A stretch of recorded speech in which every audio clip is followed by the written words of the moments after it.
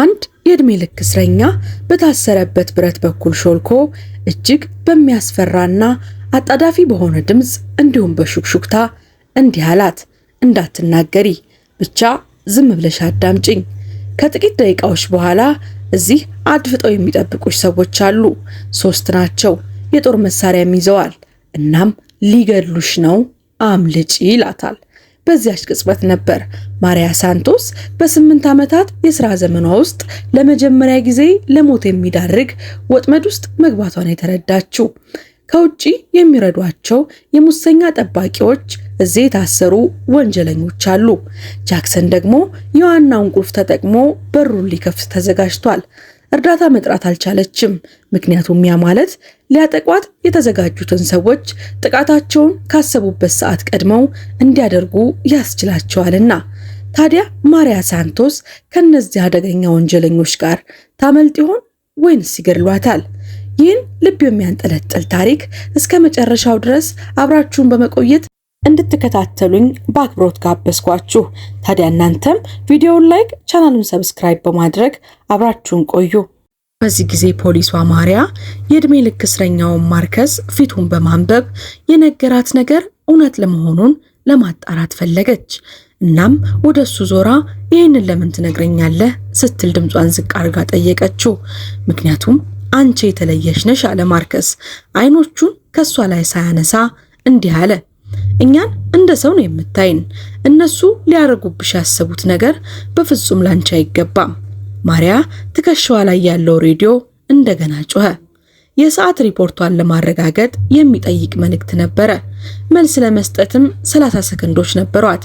አለበለዚያ ችግር ተፈጥሯል ብለው የረዳት ኃይል ይልኩላት ነበረ።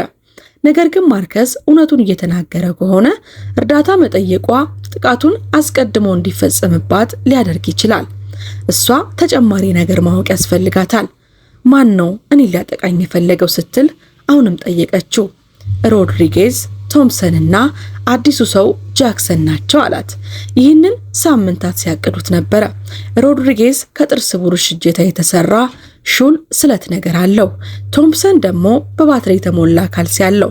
ጃክሰን ደግሞ ከሁሉም የከፋ ነገር አለው አላት። ማሪያ 3ቱንም ስሞች ታውቃቸዋለች። ሮድሪጌዝ ጥቃት በማድረስ ምክንያት የታሰረ ሰው ነበረ። ቶምሰንም ጠባቂዎችን የማጥቃት ታሪክ ነበረው እና ጃክሰን እሱ ደግሞ ወደዚህ ክፍል አዲስ የገባ ሲሆን ከ2 ሳምንታት በፊት ከከፍተኛ ጥበቃ ማቆያ የተዘዋወረ እስረኛ ነው። የሱ ፋይል በቅጣት እርምጃዎችና በኃይል ድርጊቶች የተሞላ ነበረ። ጃክሰን ምን አለው ስትል ጠየቀች። ምንም እንኳን የሷ የሰውነት ክፍል ነገሩን ማወቅ ባይፈልግም ማርከስ ግን አመንትቶ ነገራት። የአልጋውን ጠርዝ አጥብቆ ያዘና ቁልፍ አለው። እንደምንም የበረቹን ቁልፍ የዋናውን በር ቁልፍ ጭምር አግኝቶታል። ከአንቺ ጋር ከበቁ በኋላ ሌሎቹን ወንጀለኞች ለመልቀቅ አቅደዋል። ይህ መረጃ ማሪያን አስደነገጣት። ይህ በእሷ ላይ የተፈጸመ ጥቃት ብቻ አልነበረም። እስረኞቹ እንዳለው የበሩ ቁልፎች ካገኘ ይህ የአመፅ መጀመሪያ ሊሆን ይችላል። መላው ክፍል በደቂቃዎች ውስጥ ይወረራል። ደርዘን የሚቆጠሩ አደገኛ ወንጀለኞች በግቢው ውስጥ ይለቀቃሉ። ይህም እያንዳንዱን ጠባቂ፣ እያንዳንዱን ሰራተኛ አደጋ ላይ ይጥላል። ሬዲዮዋ እንደገና ጮኸ። በዚህ ጊዜ ድምፁ በጣም ጥብቅ ነበረ። ዩኒት 7 እባክሽን ምላሽ ስጪ፣ የሁኔታው ሪፖርት ያስፈልገናል። ማሪያ እንደገና ወደ ኮሪደሩ ተመለሰች።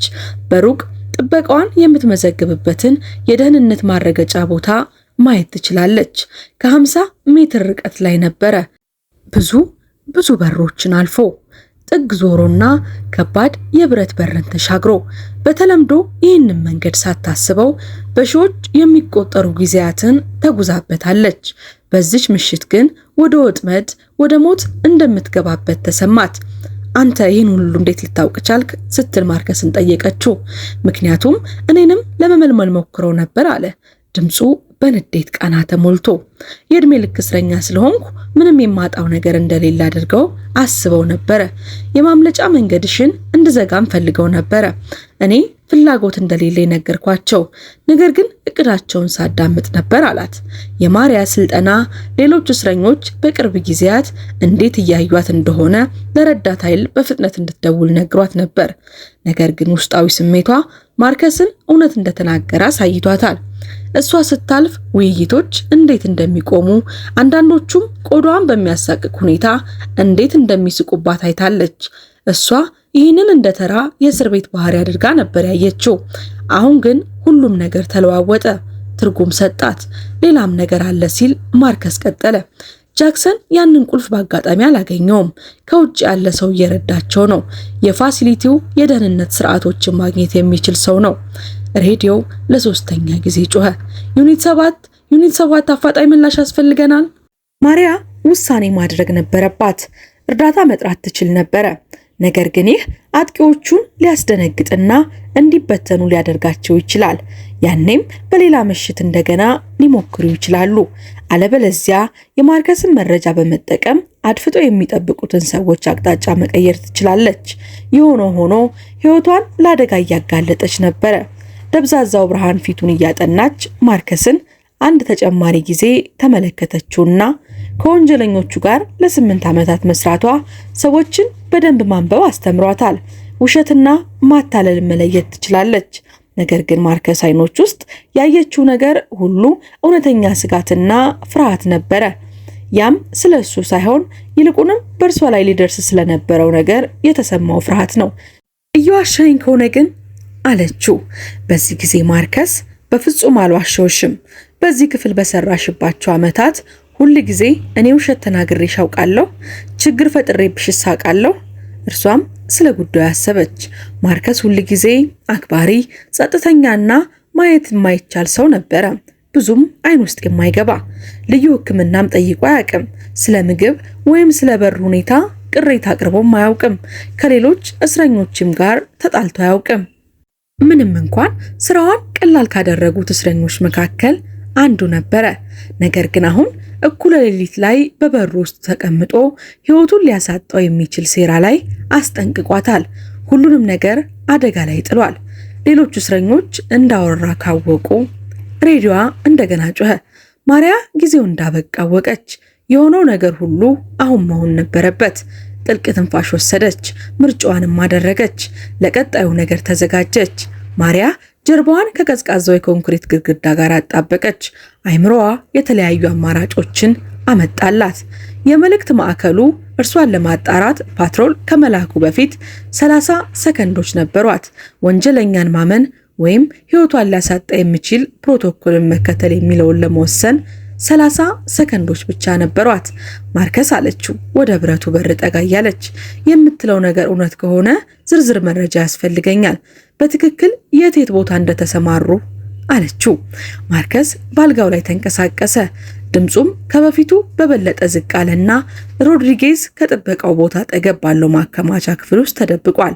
ቶምሰን ደግሞ ጥግ ላይ ካለው የውሃ ቧንቧ ጀርባ ተኮራምቶ ተቀምጧል። ጃክሰን በጣም ብልጥና አስተዋይ ነው። ካሜራዎች በማይመለከቱት ቦታ በአደጋ ጊዜ መውጫው በኩል እየጠበቀች ነው አላት። በትክክል አሁን የት እንዳሉ አውቃለች። በአደጋ ጊዜ መውጫ አቅራቢያ የካሜራ ሽፋን ላይ የሁለት ጫማ ክፍተት ነበረ። ይህም ለወራት የደህንነት ስጋት ሆኖ ቆይቷል። አስተዳደሩ ያንን እንደሚያስተካክሉ ሲናገሩ ቆይተው ነበረ። ነገር ግን በበጀት ቅነሳ ምክንያት ያ ነገር ፈጽሞ አልተከናወነም። ጃክሰን በዋናው በር በኩል ቁልፍ ይዞ እዛ ከነበረ በክፍሉ ውስጥ ያለ ማንኛውንም በር በሰከንዶች ውስጥ ሊከፍታቸው ይችል ነበረ። ጃክሰን ያንን ቁልፍ እንዴት አገኘው ስትል ጠየቀች። ምንም እንኳን መልሱ ብትፈራውም የበለጠ ሊያስፈራሽ የሚገባው ክፍል ይሄ ነው አላት ማርከስ አይኖቹን ወደ ሌሎቹ በሮች እየተመላለሰ። የጠባቂው የቶምፕሰን የወንድም ልጅ ጥገና ክፍል ውስጥ ይሰራል። ቁልፎችን ለወራት ሲገለብጥ ቆይቷል። እዚህ ላሉ እስረኞች ቤተሰቦቻቸው ሀብታም ለሆኑ ቁልፍ ይሸጥላቸዋል።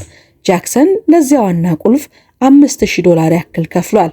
ነገር ግን በማሪያ አእምሮ ውስጥ ነገሮች መወዛሰብ ጀመሩ። ጥበቃው ቶምፕሰን በቅርብ ጊዜ እንግዳ በሆነ ሁኔታ ሲሰራ ቆይቷል። ተጨማሪ ፍቃዶችን ይወስድ ነበር። እናም ከነሱ ጋር አይን ለአይን አይተያይም። እርሷ የገንዘብ ችግር እንዳለበት አስባ ነበረ። ነገር ግን ይህ ከገመተችውም በላይ የከፋ ነበረ። ከውስጥ የሚመጣ ሙስና ማለት ደህንነቱ የተጠበቀ ቦታ የለም ማለት ነው። ሬዲዮ እንደገና ይበልጥ በአስቸኳይ ጮኸ። ዩኒት 7 ይህ ማዕከል ነው፣ ወዲያውኑ ምላሽ ስጪ፣ አለበለዚያ ቦታሽ ድረስ የሚረዳሽ ኃይል ልካለን። ማሪያ ውሳኔዋን አደረገች። የሬዲዮውን ቁልፍ ተጫነች። እናም ድምጿን እንዲረጋጋ ለማድረግ እየሞከረች ዩኒት 7 ለማዕከል፣ በብሎክ ዲ ላይ ሁሉም ነገር ሰላም ነው። አንድ እስረኛ ጋር አነስተኛ የሕክምና ጉዳይ ገጥሞኝ ነው። ጥበቃዬን እቀጥላለሁ።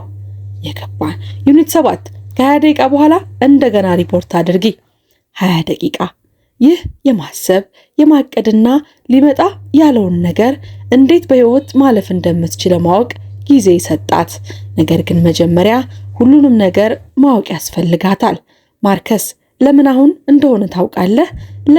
ለምን ዛሬ ማታ ስትል ጠየቀችው። ማርከስ የሚሰሙ ጆሮዎች እንዳሉት ለማረጋገጥ ይመስል ወደ ጣሪያው ተመለከተ።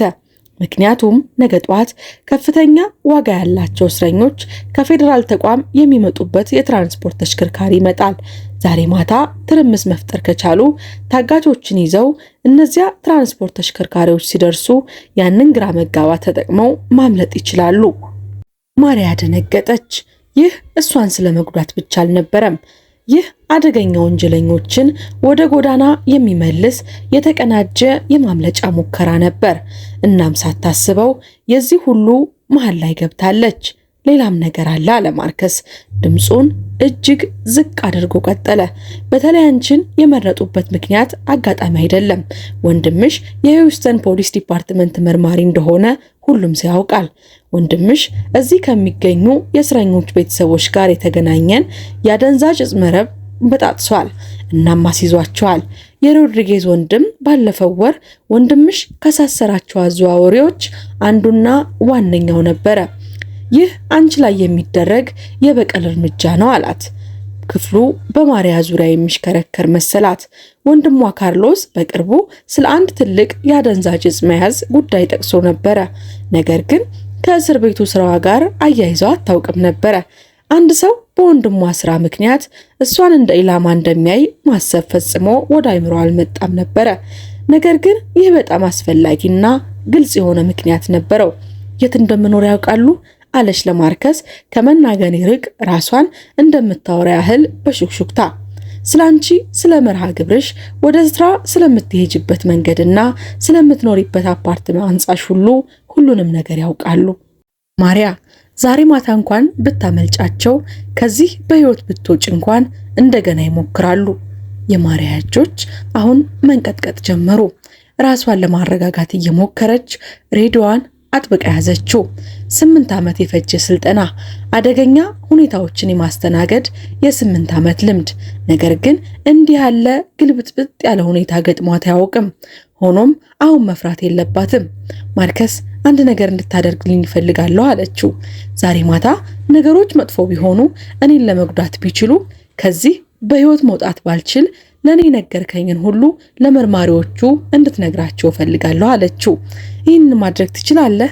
ማርከስ አሁን እነግራቸዋለሁ አላት። ነገር ግን ሁኔታው እስከዚያ ደረጃ አይደርስም። አንቺ ከሚያስቡት በላይ አስተዋይ ነሽ። ማሪያ እንደገና ወደ ኮሪደሩ ተመለሰች። መብራቶቹ በላዩ ላይ ይበራሉ። የሚንቀሳቀሱና የሚለዋወጡ በሚመስሉ ጥላዎች ውስጥ አሰቃቂ ጥላዋን ፈጥረውባታል። በዚያ ጥላ ውስጥ 3 ሰዎች እሷን ለመግደል እየጠበቁ ነበር። እናም በፋሲሊቲው የደህንነት ቢሮ ውስጥም ምናልባትም ሙሰኛ ጠባቂዎች እየተመለከቷት ሊሆን ይችላል። ካሜራዎችን ለማጥፋት ወይም በሚፈልጉት ሰዓት በሮችን ለመክፈት ዝግጁ ሆነው እየጠበቁ ሊሆን ይችላል። ነገር ግን እነሱ ያልጠበቁት አንድ ጥቅም ነበራት። እነሱ እዚያ መኖራቸውን ታውቃለች። ቆይታም ማርከስ ከዚህ ክፍል የሚያስወጣ ሌላ መንገድ አለ? እነሱ ያላሰቡት አይነት ነገር። ማርከስ አንድ አፍታ አሰብ አደረገና የጥገና ዋሻው አለ። ከበር 22 አጠገብ ባለው የዕቃ ማስቀመጫ ማሽን ጀርባ የመግቢያ ፓኔል አለ። ሎክሲ ዋና ኮሪደር ያመራል፣ ነገር ግን ጠባብ ነው። ለዚህም መሳብ ይኖርብሻል። ማሪያ የዕቃ ማስቀመጫ ማሽኖች የት እንደሚቀመጥ ታውቃለች። አድፍጠው ከሚጠብቋት ቦታ በተቃራኒ አቅጣጫ ከርሷ 20 ሜትር ያህል ርቀት ነው። እዚያ ሳይታዩ መድረስ ከቻለች እድል ሊኖራት ይችላል። ነገር ግን ማርከስ እንዳለው ከሆነ አንድ ችግር አለ።